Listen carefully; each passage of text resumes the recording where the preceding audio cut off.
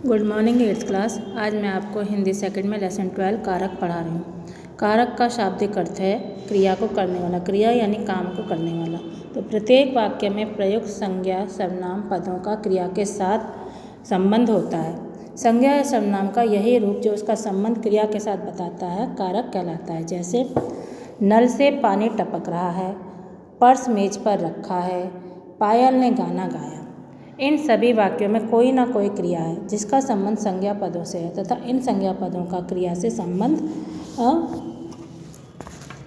बताने के लिए से, पर, ने चिन्ह प्रयुक्त हुए हैं। इन चिन्हों को कारक चिन्ह या उपसर्ग कहा जाता है। तो परिभाषा होती है संज्ञा तथा सर्वनाम के जिस रूप से उसका संबंध क्रिया के साथ जाना जाता है उसे हम कारक कहते हैं। कारक के भेद। कारक के 8 भेद होते हैं। कारक के भेद और उनके विभक्ति चिन्ह निम्नांकित तालिका में दिए गए हैं। तो यह है कारक और कारक के परसक यानी विभक्ति, जैसे कर्ता, कर्म, करण, संप्रदान, अपादान, संबंध, अधिकरण, संबोधन। 8 कारक है। कारक के भेद 8 होते हैं। अब कर्ता का परसक क्या है? विभक्ति ने, कर्म का को और करण का से या के द्वारा, संप्रदान का को और के लिए, अपादान का से अलग होने के लिए, से यानी अलग होने का भाव, संबंध का, की, के, रा, री, रे, और अधिकरण में, पर, और संबोधन का हे, अरे, ओ। ये इन सब के विभक्ति चिन्ह हैं। अब सबसे पहले कारक आता है कर्ता कारक यानी नॉमिनेटिव केस। इसकी पहचान होती है ने। तो कर्ता अर्थात करने वाला, कर्ता यानी काम करने वाला। वाक्य में क्रिया काम को करने वाला कर्ता कहलाता है। वाक्य में कर्ता संज्ञा पद अथवा सर्वनाम पद होता है। कर्ता कारक की विभक्ति ने है। उदाहरण, मयूरी ने गाना गाया, मयूरी अब पढ़ेगी। अनुज ने खाना खा लिया, अनुज सो रहा है। ऊपर दिए गए पहले 2 वाक्यों में मयूरी गाना गाने का तथा अनुज खाना खाने का काम कर रहा है तथा दोनों वाक्यों में परसक ने का प्रयोग हुआ है, जबकि अन्य 2 वाक्यों में परसक ने का प्रयोग नहीं किया गया है। फिर भी ये क्या है? कर्ता कारक है, क्योंकि इनमें वो काम कर रहे हैं। तो ये हो गया हमारा कर्ता कारक। इसके बाद आता है दूसरा कारक। कर्ता कारक की परिभाषा भी होती है कि जब क्रिया सकर्मक हो तथा भूतकाल में हो तभी परसर्ग ने प्रयोग किया जाता है। परिभाषा नहीं, ने का प्रयोग कब किया जाता है?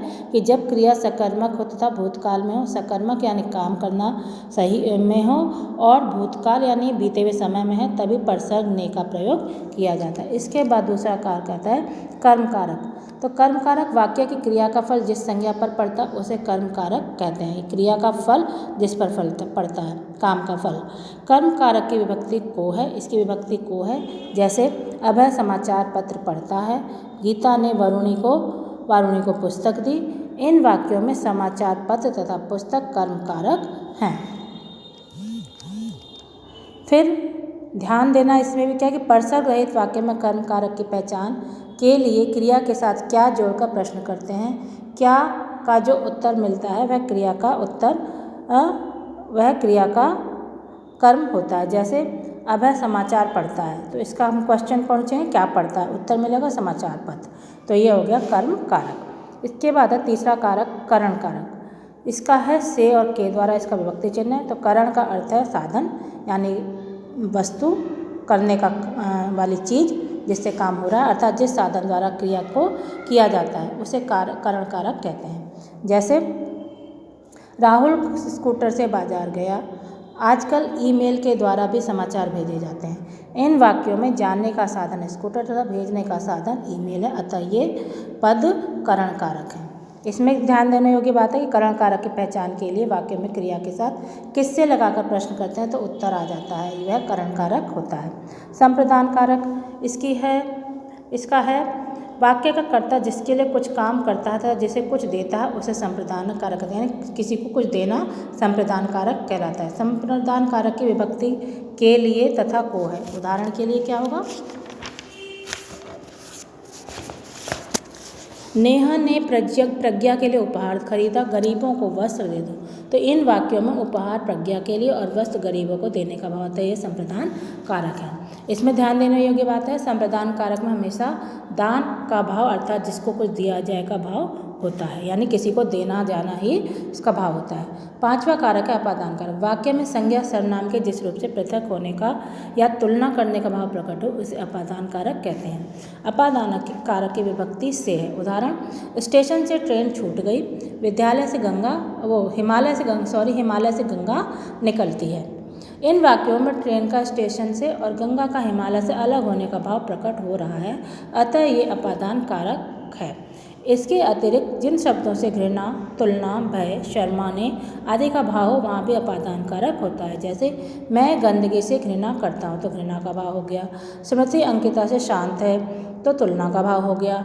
मुझे ऊंचाई से डर लगता है तो डर का भाव हो गया। और चूहा बिल्ली से डरता है तो डर का भाव हो गया। इसके बाद छठा कारक है संबंध कारक। का, की, के, रारी इसका विभक्ति चिन्ह है। तो पायल का कॉलेज पास ही है, मीरा के पिताजी डॉक्टर हैं, वैभव की बहन निकिता है, मेरा मित्र दिल्ली में रहता है। तो इन वाक्यों में पायल का, मीरा के, वैभव के तथा मेरा संज्ञा या सर्वनाम का संबंध क्रमशः कॉलेज, पिताजी, बहन तथा मित्र से पता चलता अतः इनमें संबंध कारक है। इसके बाद सातवां कारक है अधिकरण कारक। इसमें में और पर इसका विभक्ति चिन्ह है। तो संज्ञा या सर्वनाम के जिस रूप से क्रिया के होने के स्थान तथा समय की जानकारी मिले उसे अधिकरण कारक कहते हैं। यानी जो भी कार्य हो रहा है उसका समय पता चला उसे अधिकरण कारक कहते हैं। अधिकरण कारक की विभक्ति में और पर है। उदाहरण के लिए, कमरे में अंधेरा है, गैस पर खाना पक रहा है। ध्यान देने योग्य वाक्य इसमें क्या है, इन वाक्यों में अंधेरा कमरे में है तथा खाना गैस पर पकने का भाव है, अतः ये अधिकरण कारक है। जहाँ समय का बोध हो वहाँ को परसर्ग होने पर भी यह अधिकरण कारक होता है। जैसे भैया शाम को घर आएंगे। लास्ट कारक है संबोधन कारक। संबोधन यानी किसी को पुकारना, हे, अरे, ओ। तो संज्ञा सर्वनाम के जिस रूप से बुलाने या पुकारने का बोध हो उसे संबोधन कारक कहते हैं। उदाहरण, अरे भाई मेरी बात तो सुनो, हे ईश्वर मेरा मार्गदर्शन करो। इन वाक्यों में भाई और ईश्वर को पुकारने का भाव स्पष्ट हो रहा है, इसलिए ये संबोधन कारक है। संबोधन कारक में संज्ञा शब्दों के पश्चात संबोधन चिन्ह का लगाया जाता है। अब कर्म कारक और संप्रदान कारक में अंतर भी होता है।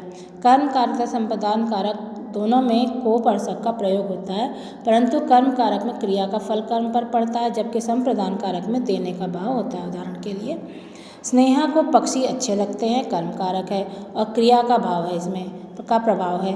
और स्नेहा को पानी दो संप्रदान कारक है, इसमें देने का भाव है। फिर करण कारक तथा अपादान कारक में अंतर। करण कारक तथा अपादान कारक दोनों में से परसक का प्रयोग किया जाता है। करण कारक में से साधन के रूप में प्रयोग किया जाता है, जबकि अपादान कारक में से अलग होने, भय, तुलना आदि का भाव देता है। उदाहरण के लिए, मैंने चाकू से सेब काटा, करण कारक साधन के अर्थ में। पतझड़ में पेड़ से पत्ते गिरते हैं, करण कारक अलग होने के अर्थ में। तो पाठ का सारांश, संज्ञा तथा सर्वनाम के जिस रूप से उसका संबंध क्रिया से जाना जाता है उसे कारक कहते हैं। कारक के 8 भेद होते हैं, कर्ता, कर्म, करण, संप्रदान, अपादान, संबंध, अधिकरण तथा संबोधन।